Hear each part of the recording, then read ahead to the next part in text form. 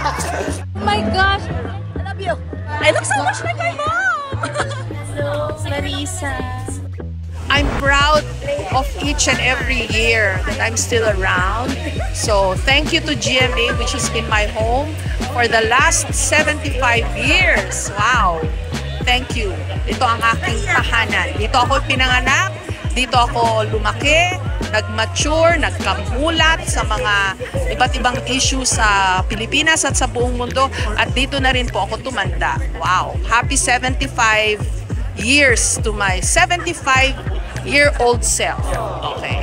Kaya pala sabi ko, bakit hindi ako maganda? Hay nako, 75 years old na po ako.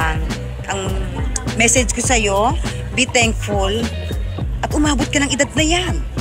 Sa kabila ng mahilig ka sa mga maakaklat. At lagi kang puyat. Lagi kang...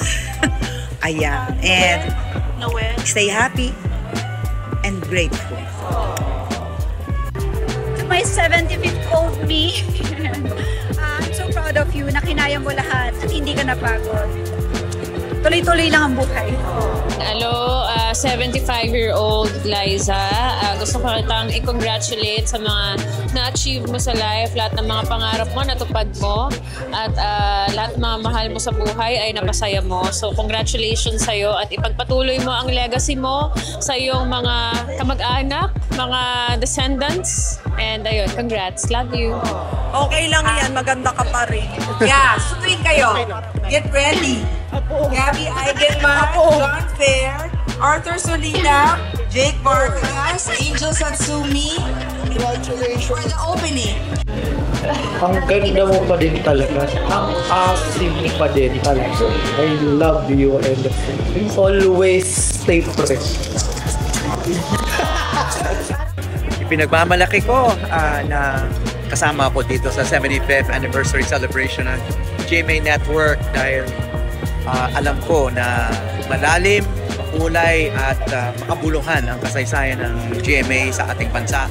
Gusto ko rin ipaalala sa lahat na yung isang founder ng GMA Network ay isang mamamahayag din, isang war correspondent, si Robert Stewart. Dumating siya rito sa Pilipinas ng World War II pa lang at naging malapit sa kanyang puso bayan. Kaya dito na siya nanatili at nagtayo siya ng isang broadcast company na ngayon may 75th anniversary. Lolo, kamusta po kayo? Congratulations sa hard work all these years.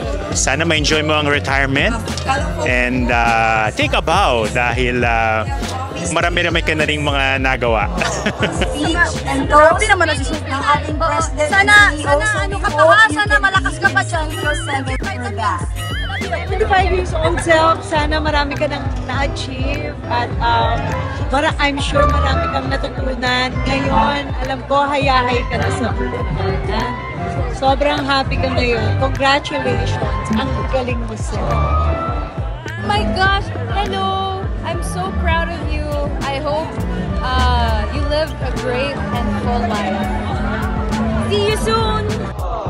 Ayan, my message to my old self is that I am so proud of everything that you have accomplished in life, and now it's time for you to take a rest, breathe, and appreciate the little things in life. I look so much like my mom!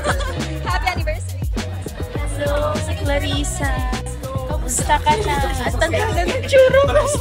Tanda na ng tsura mo. Oh my gosh. Sana di ka pa rin nagbago. Hello naman eh. Hello. Kamusta? Cool ka po rin. Love kita. Kasi love mo rin ang lahat ng naglalove. God bless. Wala naman.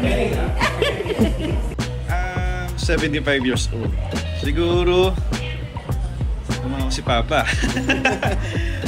Siguro, pahinga na siguro. Siguro, upo na lang. Hindi mo na kailangan magtrabaho pa. Kasi, for sure, may anak na rin ako niyan. Mag-aalaga na sa akin pagtanda ako. So, yeah.